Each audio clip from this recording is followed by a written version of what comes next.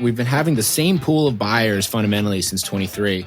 Those people are slowly buying houses. So it's going to just keep getting smaller and smaller and smaller and smaller. And I don't think it's replenishing at the same rate. What's going on, guys? Welcome to the Collecting Keys Real Estate Investing Podcast. So Dylan, here we are at the middle end of July, and things are starting to get interesting. I think nationwide, real estate wide, everything's starting to get pretty, I don't know. Who knows? We have like the midst of the Epstein stuff going wild. You know, we have all of the talks about the interest rates and the feds and, you know, are they going to lower rates? Will that actually affect mortgages and everything else? But then weirdly enough, I feel like almost all the people that are winning in real estate right now are the residential folks, you know, us included in that. Like everyone that I know that's stuck with their residential business, despite the cooling housing market, seems to be doing pretty well. So I guess looking at how things have been going, I mean, your Q2 is really, really solid. You have your notes up here. What are you kind of seeing like big picture wise? Is this year, has it been worse or better than like last year for you? Like in terms of like revenue and just opportunity and everything else? Revenues were ahead of last year. Nice. And the profit per deal is also higher. I contribute that to taking more down than the previous year. I will say that we only did 9 deals in Q2, which is a little bit lower than our average. So the volume wise is about the same as last year, but the revenue's a little bit up. And that's mostly because we did more flips and hold tails versus assignments. Yeah. Which is also interesting too, because we've also had this movement towards more like flips and hold tails, which it honestly is kind of counterintuitive to how the real estate market's been. Right. Because stuff's been slow, allegedly. Well, we'll get into it. My Q3 right now. I have a couple stuff on the books. Like there's about 100K in accounts receivable, but to be honest, like I'm not super happy with like current deal flow. My cost per deal is definitely going up. Cost per lead's going up. My latest round of mail feels like crickets. Yeah. Oh, really? Yeah. I don't know what's kind of going on right like at this very moment. That's interesting. Because I would say like this year more than last year.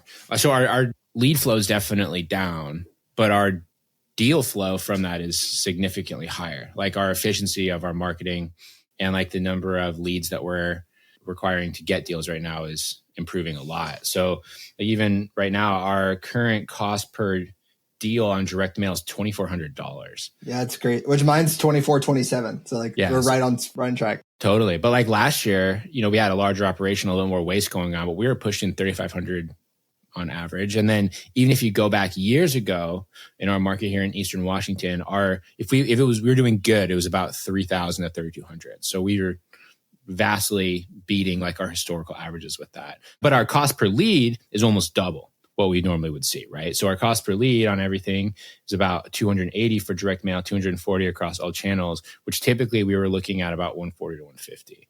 That makes sense. And I would just contribute that to your guys' probably follow-up process more than other people's. That is such a huge thing too, which I always do explain to people. I mean, even this past, what day is it today? Thursday, recording this on Monday this week, we got a deal that it's been in our system since February.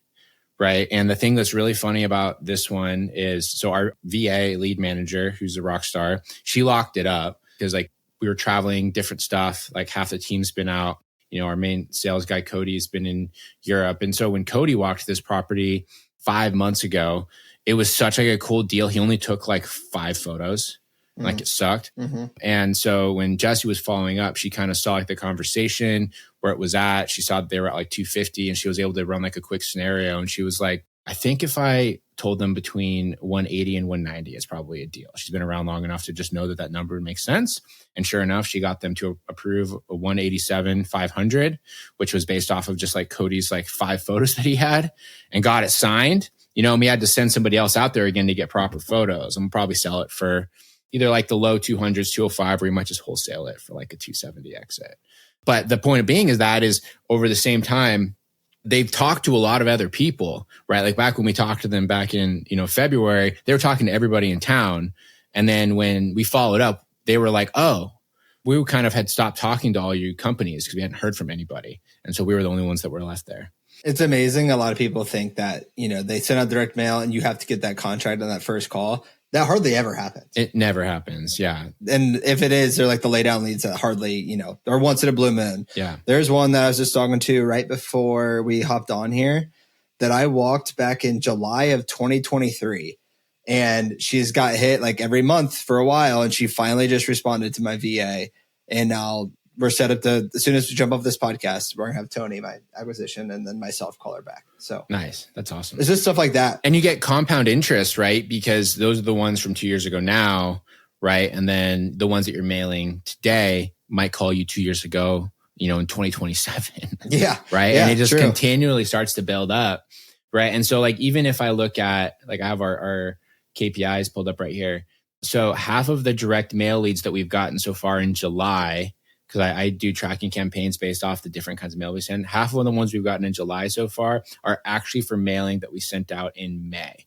So there's like a 60-day lag before they even make the decision to call us. Yep. Yep. And so you have to just keep doing it for a long period of time. And that's the thing about mail, is that you'll get calls a couple of years ago, like, oh, I've held on to this for a couple of years, where with cold calling or PPL or texting, like, if you don't hit that lead like keep hitting that lead, like, they're not going to call you back. Yeah. There's a stickiness, I guess, to direct mail. Yeah, there is, for sure. I mean, and that never really goes away, because like the next of kin finds letters in grandma's house after she dies, and it's like pinned to the fridge or whatever. Yeah. And they give you a call. Our return on ad spend was like 900%. So like, it was still really good. 9x, that's sick. That's huge. Yeah. So that's better than last year too. So, but to me, that just says, okay, spend more. At the same time, and it's like, with how I kind of feel our market's a little bit turning, and I don't want to really, I'm less pressed to take title in Q4 just because seasonally it's slower.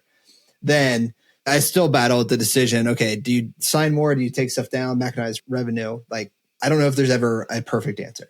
There isn't, right? I think you just need to get slightly better deals, expecting to hold the property for 3 or 4 months longer, right? Yeah. On hard money. Yeah.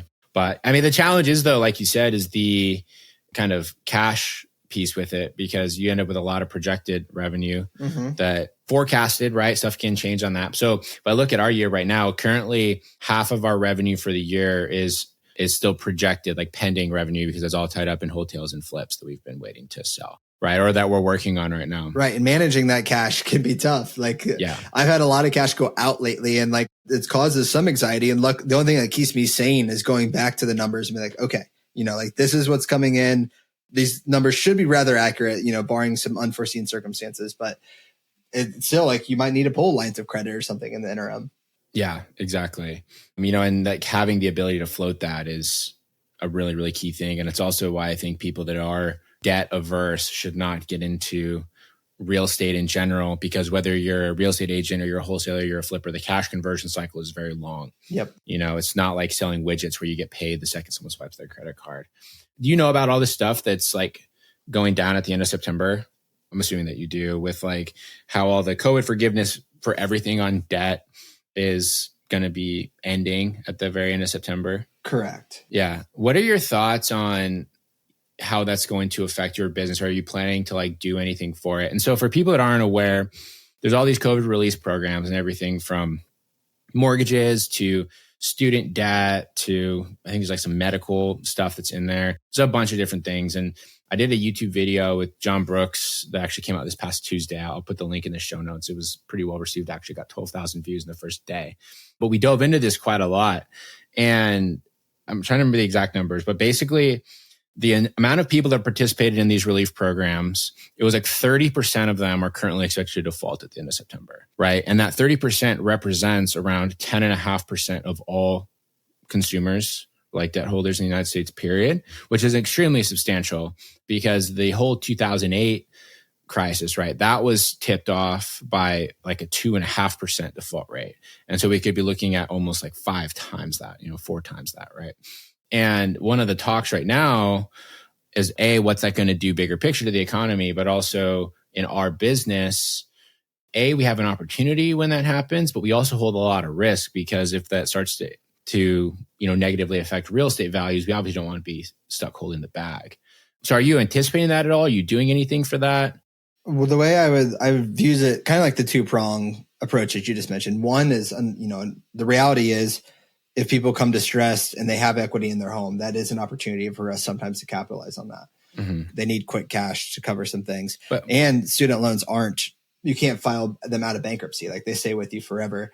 My understanding is, once they're declared delinquent, on the credit reports, they're not 30 days late, they're 90 days late already. So it's already kind of like they're really behind. Yeah. And not only that, but the debt's been compounding, right? Because it's not like a forgiveness program, or it wasn't like they just paused it, but they were taking the unpaid payments and they were adding them principal and interest onto the end of the loan. To the tail end. Yeah. And this is for the real estate and the student loan stuff. And so it's going to come to a sticker shock for a lot of the people that and we've even seen what do you mean I own 30 grand more, that, deals fall apart the last second. We had a deal it was supposed to close last week, actually, that the lady was expecting to have enough money to go and buy a house. She was actually under contract to buy a flip from one of our competitors here, right? And then instead of getting that money, she actually found out she's going to have to bring $8,000 to closing, right? So she went from making probably 50 grand to having to bring 8 grand to get out of it. And now she's completely screwed. And the way the deal was, it was already pretty tight. So there wasn't really a lot we could do there. Not to get too off track too, but I think a lot of the lenders are going to be, at least at the beginning, well, we'll take it. You have plenty of equity. We'll let it go to auction. Because they think they're going to get 100% return on their capital. They're not going to do short sales right off the bat. But so the other side of that is we sell to a lot of first time home buyers, even if they are conventional, it's still the first time or the second time they're buying a home. So your buyer pool of who's going to buy your flips is probably going to get diminished as well. It is, for sure. And that's something else too that I've been thinking about this recently, because we've been in the same, I would say, real estate environment for since 23, late 22 now, where prices have been fundamentally similar, maybe dropped a little bit. Some places like Florida, Austin, they've dropped a lot, but most of the country hasn't experienced that, right? Interest rates have stayed the same. So you end up with this affordability issue with rising inventory, right? But there's also this current situation right now, I've been reading about this, where if people can't sell their homes because they have low interest rates, they're just not selling at all, right? So you've seen less people taking low offers and less price drops, and more people just being actually, I just won't sell.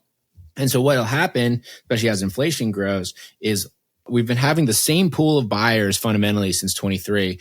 Those people are slowly buying houses.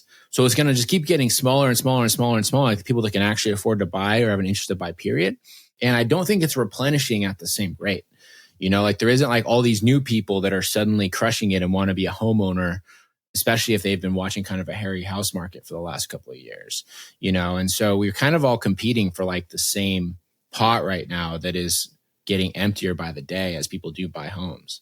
I mean, I do know that every seller I've talked to, and I think I'm pretty good at speed to lead, has already talked to somebody. Every time, dude. Never fails. And yeah, we can still get deals done. But my point being is your competition right now, at least mine, I hear some of the offers that they're giving some of these people, and I'm just you should take it.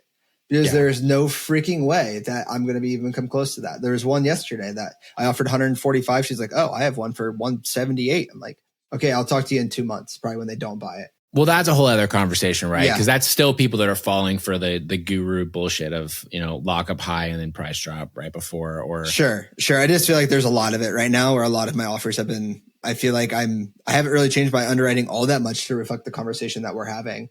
Yeah. And I'm still getting priced out a lot. Yeah. I don't know, Mike. I haven't really thought that far ahead. I was more thinking seasonally adjusted for Q4 just being slower to be more conservative. Yeah. But the fact that this comes up in September, which is around that same time frame, would even cause me to even be more conservative.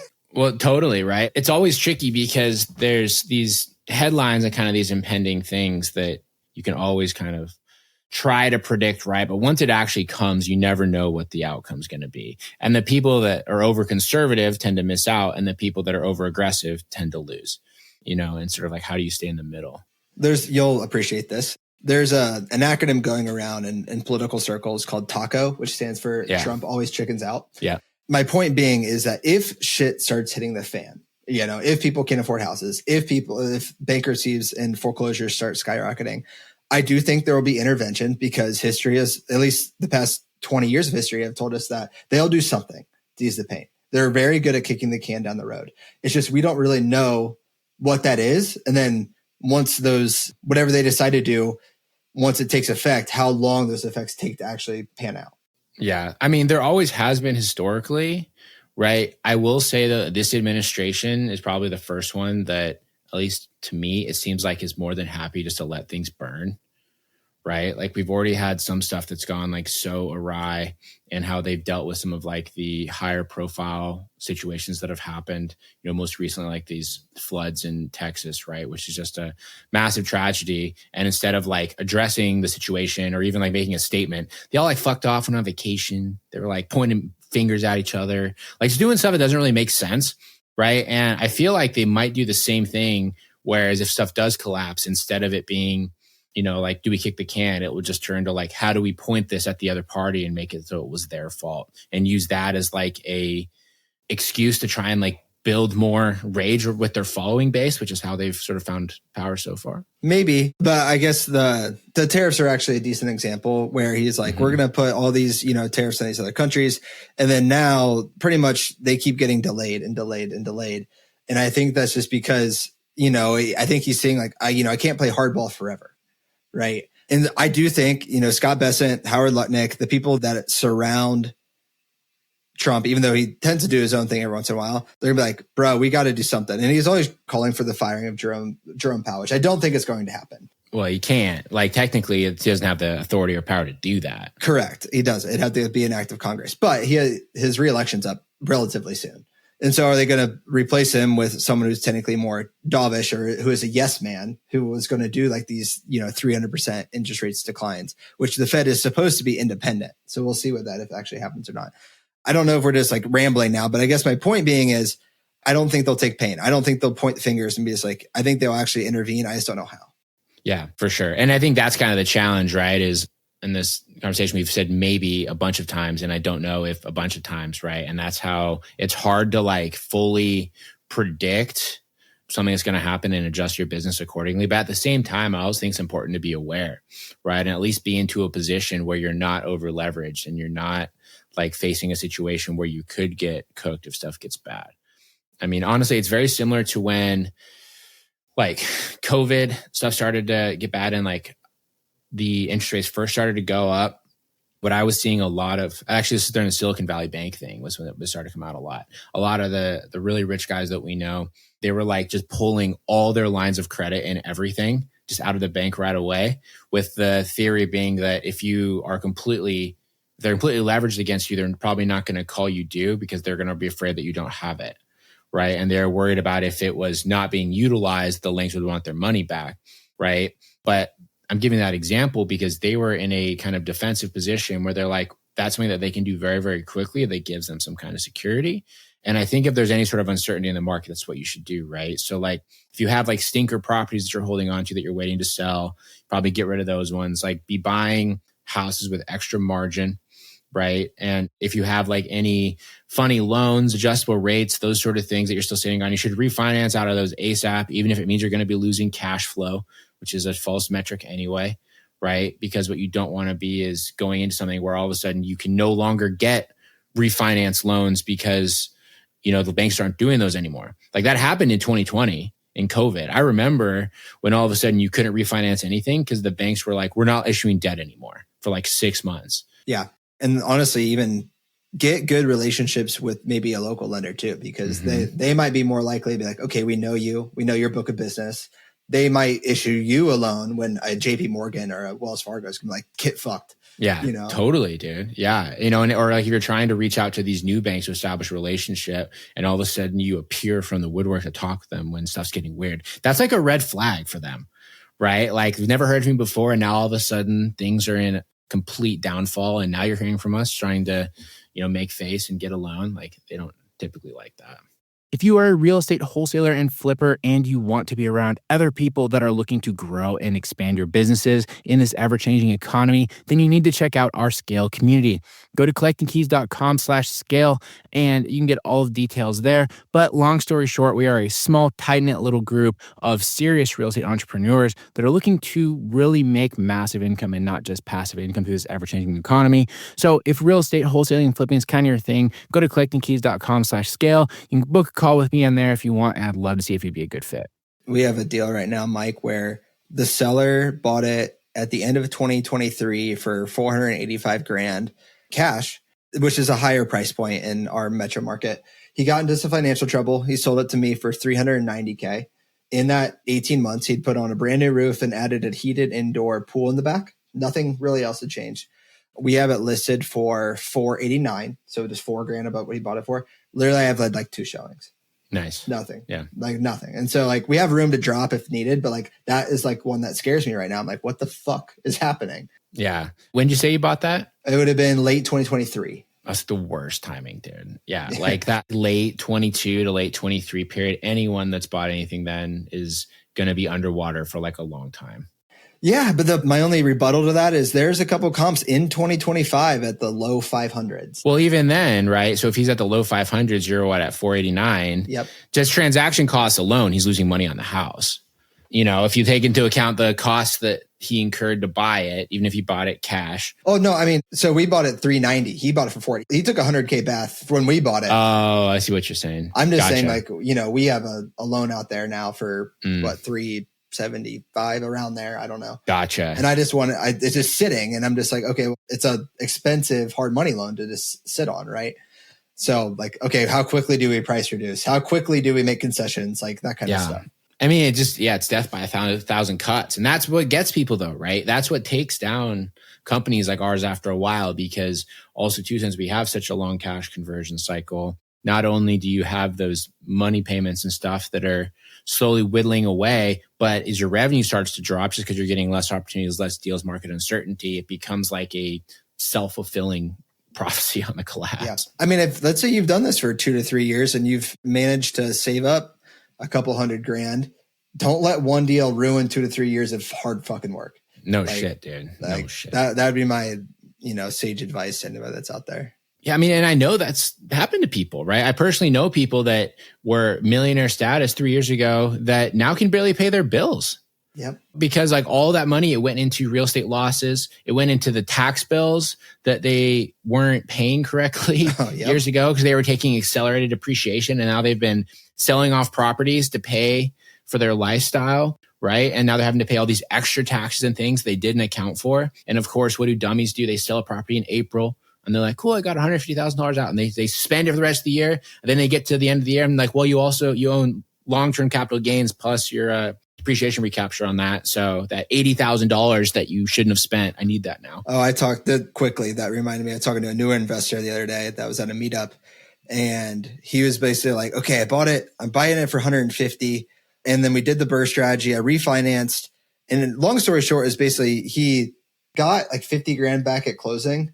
And when he went to sell it, he thought his capital gains was going to be reduced because he's like, the payoff's now 250, and he only netted like, no, that's not how it works. It is what you bought it for, your cost basis minus what you sell it for. It doesn't matter what happened in the middle of those transactions. Yeah. And so I don't know if that's like, everyone knows that like, duh, Dylan, but this guy didn't. So, I mean, you'd be amazed at how people don't know that though, right? And I've seen this a lot with people that got refinances in 21 when rates were super low. And so they max cashed out all these things, and now real estate prices have come down, and they're like, oh, I got to sell this property. I don't have that much equity anymore. It's like, you're still paying gains on that. Yep. Like that cash out refinance that you took that you got $100,000 out of that you were stoked on. That's basically you just accelerating the gains on that property. You got to pay taxes on that when you sell it. Yep, exactly. And a lot of people don't even understand that, which becomes very, very problematic.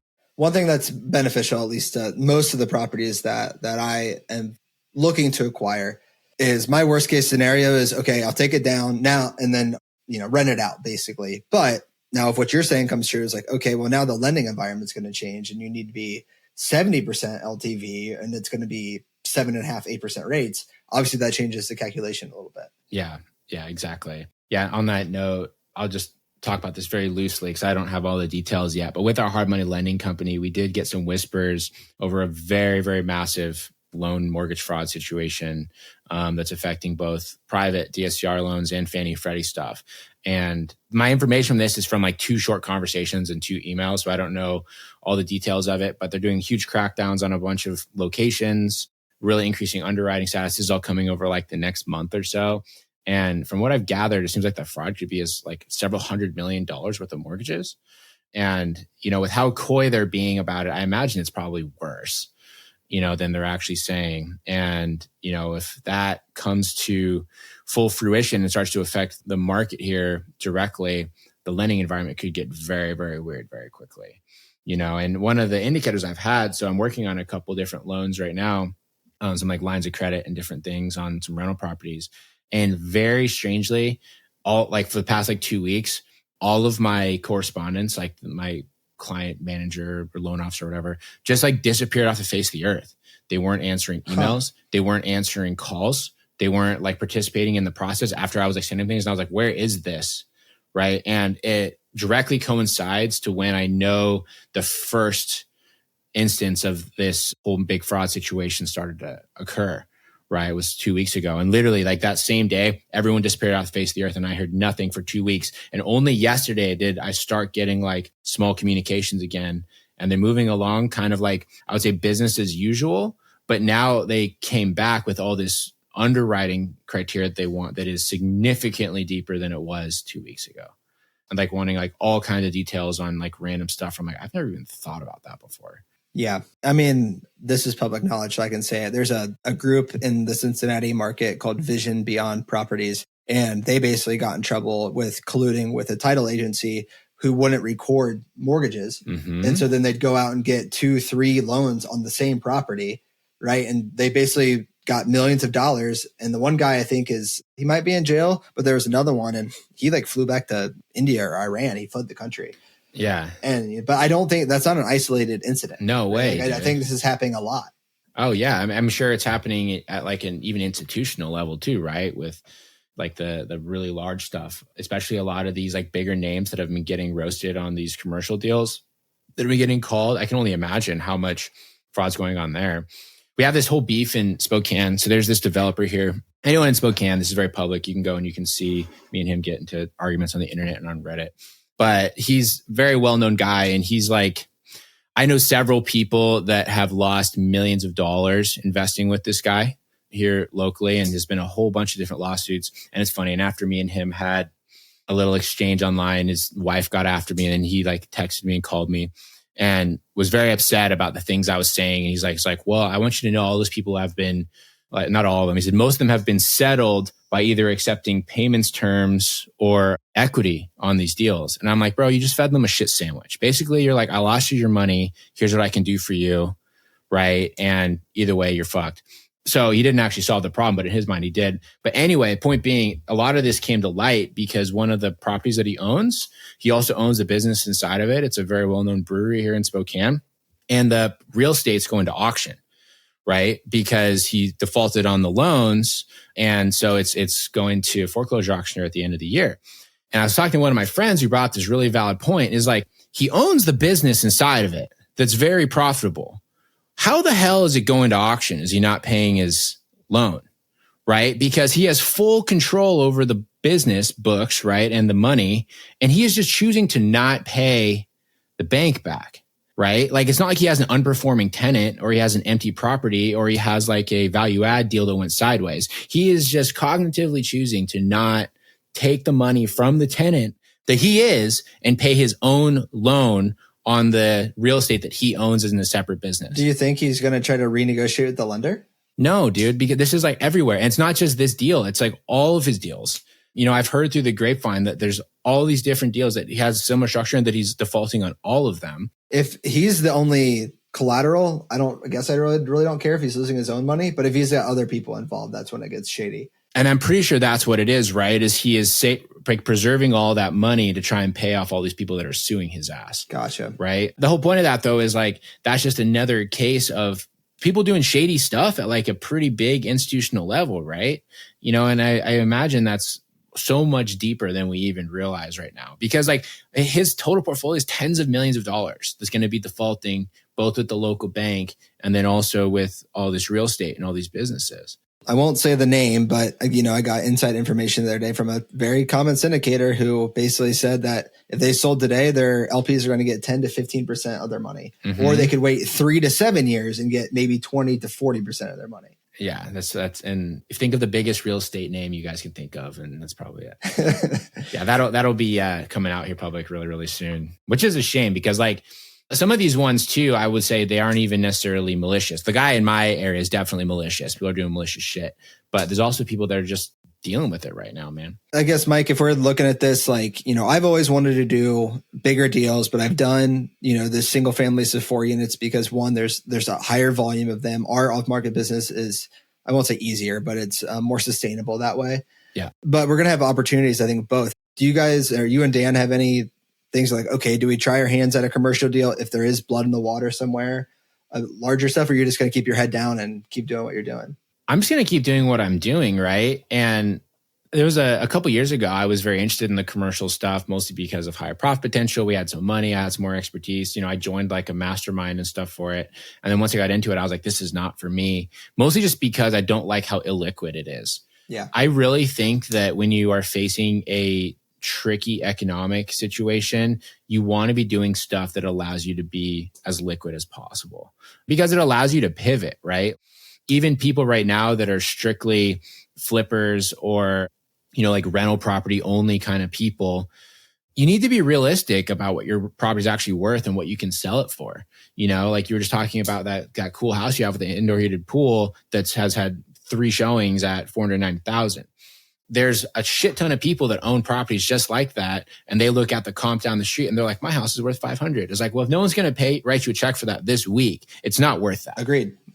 And a lot of people tend to ignore that. And that's where they get into trouble. And commercial real estate is even worse because your buyer pool is significantly smaller. The value of it is heavily based off of the interest rates and the cap rates that you can get for it. But at the same time, I know some dudes like, Drew Wired, good friends of both of ours, he's crushing it with his commercial stuff right now. But he's also doing the most unsexy commercial real estate ever. He's doing like $400,000 warehouses in like New Mexico and shit. Yeah. Yeah. He's like, riches are in the niches. He's found his niche.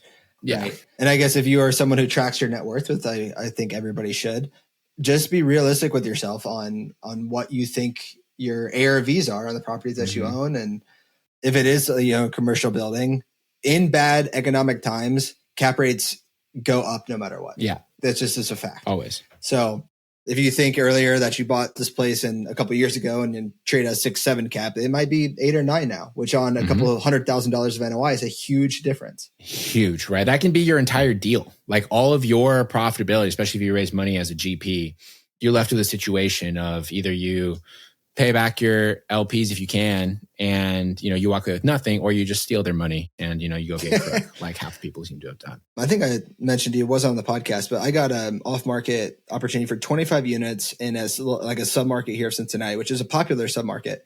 And we were trying to sell them at $75 a door, which a couple of years ago would have flew off the shelves. And I've not been able to move it. And all my biggest buyers are like, no, I'm good. And it's almost like they don't even not like the deal that much. Or it's like, hey, man, I'm too nervous right now. Yeah, totally. And that's an important thing to understand. This is also why I'm really into our lending business right now, is because it's shorter term. We get to have additional room on their leverage that they're already taking, right? On their space they've already created. And then, we get personal guarantees and those sort of things. And so they can take the risk and we have extra collateral if needed. But that's another thing too, if you are interested in real estate and you like paper is relatively liquid, right? Because you can sell notes a lot easier and quicker than you can sell real estate because there isn't as complex of a title process. But yeah, I don't know, man. It's it's a tricky sort of thing right now. And it's funny. I feel like we've been talking about what's going to happen for years. I do feel like we're at a position where we're kind of at a tipping point, an inflection point. And I don't know. My biggest guidance for people is just do stuff that allows you to be mobile and stay liquid and focus on deals that are, I would call near certainties and not ones that are speculative, because there's not the time to be doing anything speculative right now. Yeah, I was guilty of this. I said publicly on the podcast, okay, I wanted to do $1 million top line this year. And by numerically, we're still barely on track for being through 6.5 months of the year, 7 months of the year. But I don't want that to be a pressure to chase a bad deal. Exactly. Right. Yeah, totally. That's why I'm not big on setting financial goals like that either. Cause I feel like people make dumb decisions by it, right? Like if people set these lofty goals that are based purely off of numbers or ego goals, it leads to 2 things. They either cap themselves unintentionally because they set a goal that's definitely achievable, or they are chasing something for kind of no reason and they make poor decisions as a result.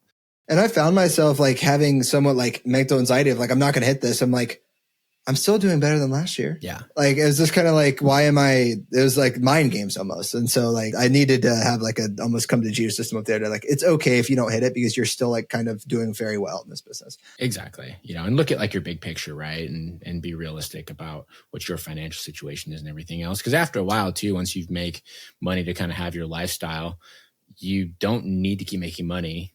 Right. Right. Realistically. Right. It's good to like have additional money for opportunities, or if you want to buy something in the future, you want to escalate your lifestyle, but that doesn't mean to do it like today. Yeah, totally. Real quick, while we have it, just because this is going to be top of mind in the next like week or two, the Fed does meet on 7/29 and they'll have a decision on 7/30 if they're going to cut rates or not.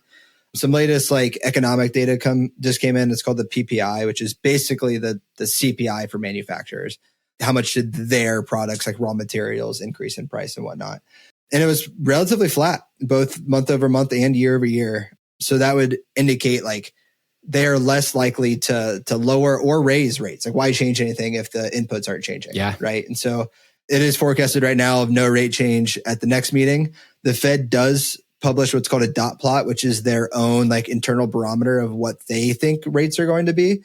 And they do think for 2025, the median should be like 3.9, which is currently trading at, this is the Fed funds rate, 4.25 to 4.5, which would indicate still 50 basis points cuts through the end of the year. Yeah. But the thing is tricky now, and this is where a lot of people don't understand, because their entire, I would say, knowledge base or experience with interest rates was in 21, when there was always like, oh, are they going to drop them again? And now we're at like 2%. It's crazy. Mortgage rates don't necessarily have to follow the federal interest rate. And it hasn't. Right? It hasn't. Yeah. It's since 23, since they stopped buying MBS, mortgage-backed securities. Yeah. MBS. Yeah. Realtors, you can tell the newbie fucking realtors that took the whatever Keller Williams stupid class around like how to get your buyers to, get off the toilet and buy a house. Because they are always posting about like, oh, the Fed rates are going to come down, so it's time to, get in your loan application. That's not true. Right. Because there has to be a buyer for that debt, and the U.S. government's no longer buying it. And then no one is buying U.S. debt in general. So even if they do lower rates, it'll make, it'll allow the banks to bail out of some of the shit that they're in, but it's not really going to trickle down to the rest of us, I don't think. The one, I don't want to butcher this because I'm trying to remember what I heard on a podcast, but we've talked about the K-shaped economy on here, whereas wealthy people versus, people not doing so well. When the Fed's funds rate is higher, a lot of money market accounts with wealthy people can just throw millions of dollars into a money market account that's paying 4.5%, 5%.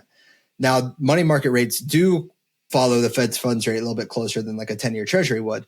So they're theorizing like, okay, if that does actually come down to, let's say, the mid threes, well, that money that is in those money markets accounts might go chasing yield somewhere else because now their yield is going down. But again, that's just rich people buying assets again. It is. Yeah. Which is, already the recurring theme that we're seeing. That's why, we have a massive period of economic uncertainty, but the stock market is still sky high, right? Because you have these people that are selling this real estate and everything else. And they go, what the hell do I do with my money? I'll just put it in stocks because that's doing good right now.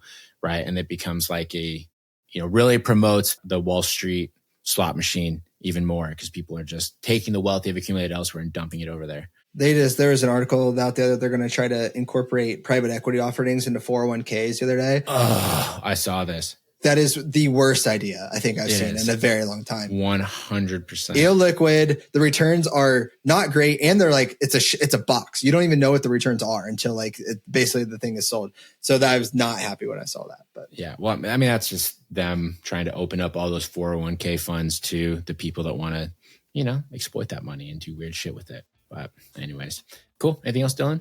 I think I'm good for this week. Yeah. All right. Cool, guys. Well, thanks for listening. Go and tell your friends that, you've had this real estate business economy show that's pretty good sometimes and you learn stuff. Sometimes you're entertained and sometimes you're not, but that's your problem. So, all right, guys, we'll talk to you guys next week and have a good one. See you guys. Thanks for listening, everyone. If you want more from us, you can shoot us a follow on Instagram. I am at Mike_invest. Dan is at InvestorMan Dan. And Dylan is at Dylan_does_deals. Shoot us a follow and send us a DM to let us know what you think of the show.